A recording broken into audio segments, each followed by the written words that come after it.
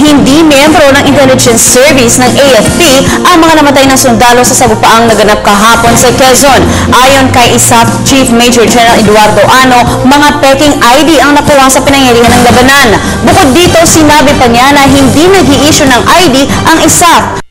Hindi pa rin makumpirma ng mga otoridad kung totoong sundalo ang napatay na sina Leonardo Marasigan at Maximo Pelayo. Samantala, tiniyak din ni General Ano na wala silang nakikitang banta sa pista ng Black Nazarene sa Quiapo.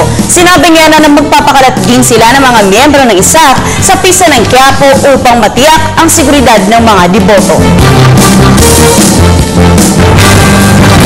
Samantala, hindi na kailangan pang utusan ni Pangulong Aquino ang PNP na imbestigahan ng shootout sa Atimonan, Quezon. Niliwanag ni Deputy Presidential Spokesperson Abigail Valte na may isinasagawa ng imbestigasyon ang PNP. Ito rin aniya ang nagbibigay ng resulta ng pagsisiyasat. Sinabi ni Valte na nangyari ang shootout habang ipinapatupad ng PNP ang checkpoint base sa isang lehitimong operasyon.